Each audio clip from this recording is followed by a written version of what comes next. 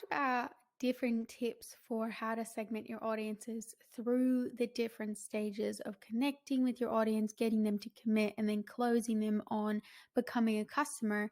But in this lesson, I wanted to focus on a few more advanced tips.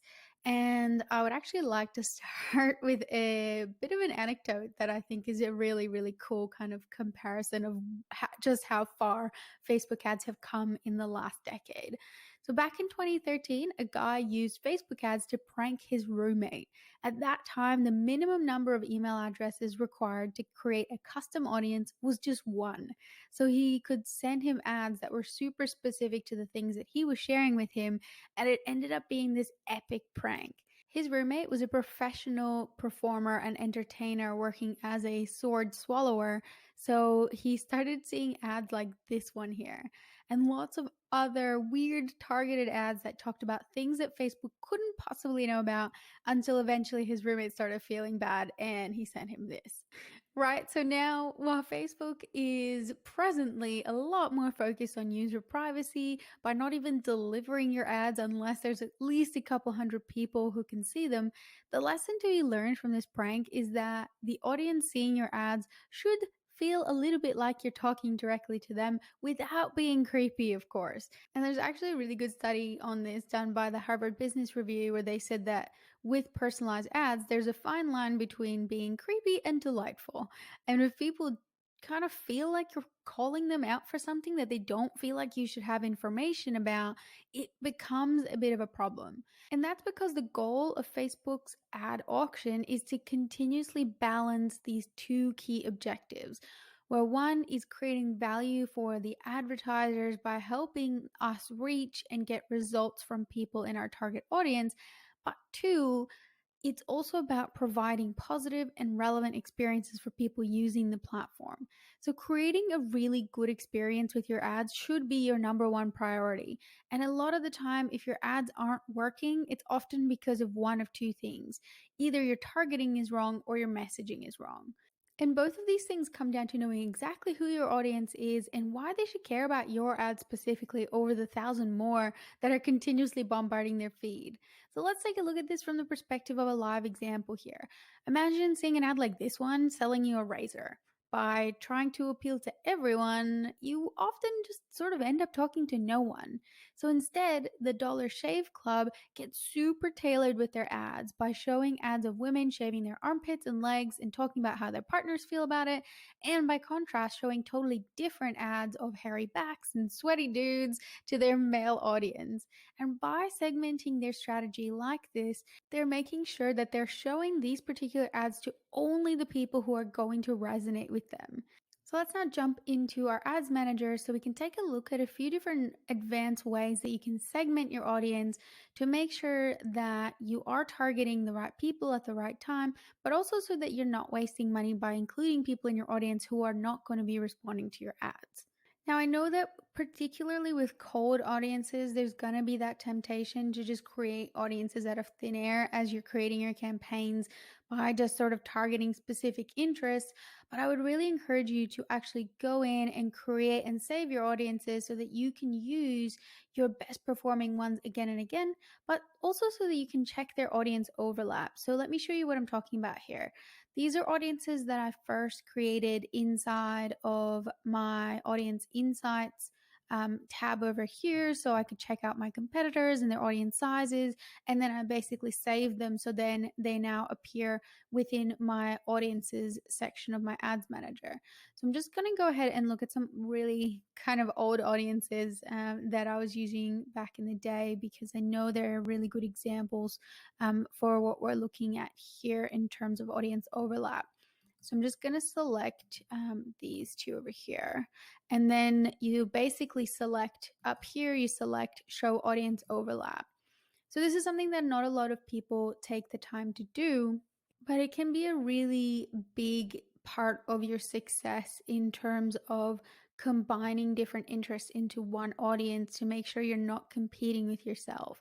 So within the actual percentage, anything between 0 and 20% overlap is worth keeping in different ad sets, but anything 20% and over, it can be a really good idea to just put all in one ad set because there's quite a lot of overlap in this audience. And that's especially true for those of you guys who are advertising to small audiences.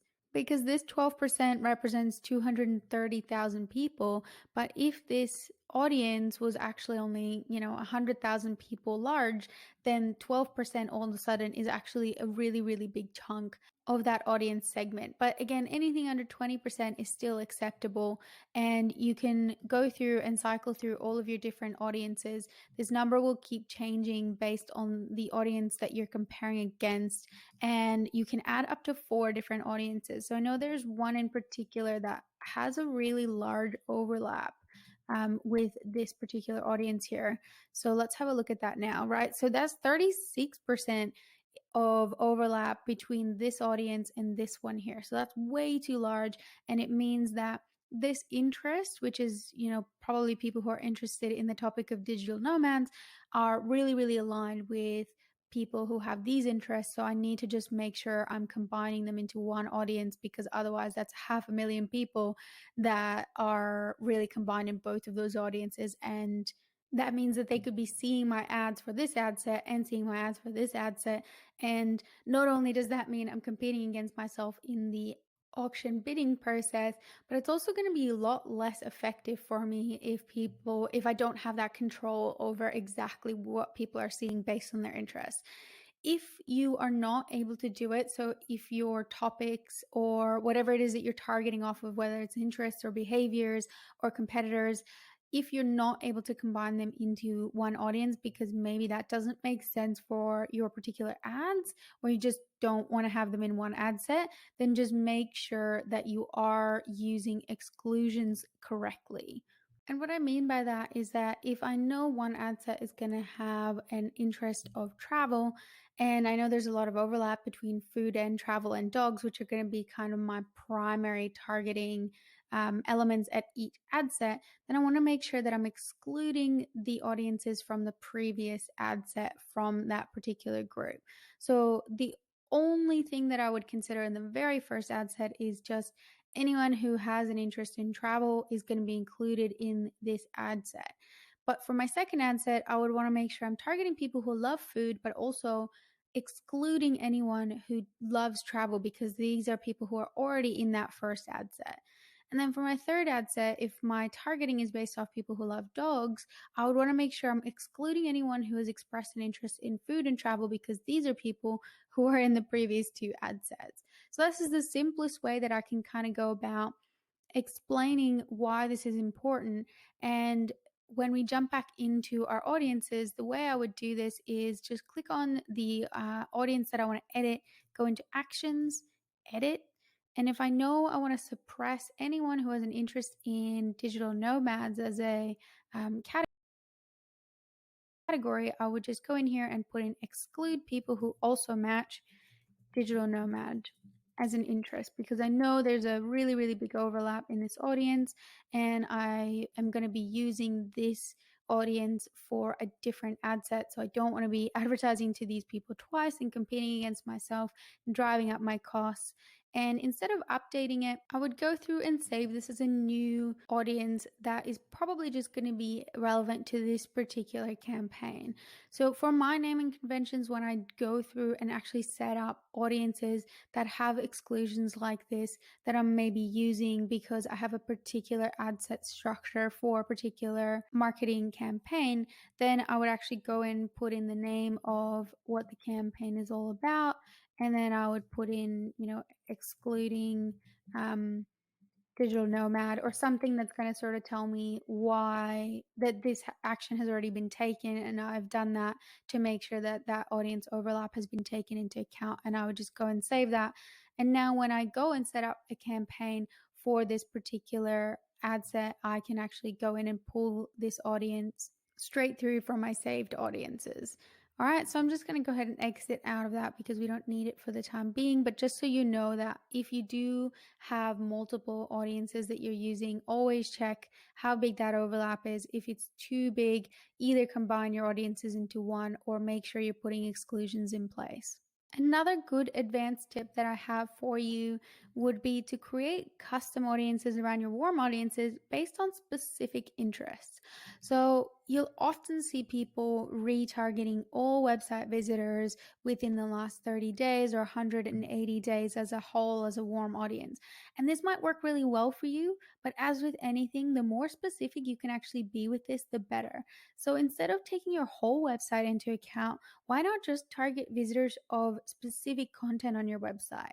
So you could have a group of people who visited your post on marketing versus a group of people who visited your post on personal development or travel or whatever your segments of your particular business are. And you could just come in here and say, target anyone who visited URLs that contain, let's say, if your blog categories have the blog category in the URL, then you could say, it contains marketing or digital. And then you could create a whole warm audience around this particular traffic to your website that's really, really targeted, that's going to allow you to send really targeted ads to people with this particular interest. Another really, really good targeted warm audience that you can target off of that not a lot of people are still using very effectively is to target off of people who have expressed an interest that they're either going to or are interested in going to your event on Facebook. So, for example, if you're planning to run a challenge for your audience, why not run it as a Facebook event so that you can actually retarget anyone and everyone who engages with it for up to one whole year after the event has ended? That's assuming you actually have some Facebook events attached to your page, which I don't at this stage, but let's say I did have Facebook events, I could come in here and say anyone who said that they're going to or interested in going to this event, put them in this audience, and I can target them with my ads for maybe even future events. So, segmenting your audiences by their targeted interests and actions that you're tracking them through, like this, will really allow you to deliver a really, really tailored and positive customer experience to each individual human within your audience. And in order for you to really make sure that you are getting the most out of your audience planning, make sure that you have your advanced matching turned on for your account. So, head on over to Events Manager and head on over to Settings. And if you scroll down, you'll see that your advanced matching is either turned on or it's not yet been turned on. And it's going to really help you once this is turned on to increase the number of attributed conversions because Facebook is going to be able to match more of your conversions to people on Facebook. It's going to increase your capabilities with your custom audiences in terms of size, because they're going to be able to better match your website visitors to people on Facebook. And hopefully, it's also going to help to decrease your cost per conversion. Once again, because Facebook is going to be able to better identify and deliver ads to the types of people who are likely to take the actions you care about because they can actually track what's happening on your website a little bit more closely. All right, so that's just a few things to really, really consider when you are doing some advanced tracking with your audience. And of course, a lot of your success will come down to how you present your offers to this audience because your ads are actually the only things that your audience really sees. So it's important to give them the love and care that they deserve, and more on that in the next lesson.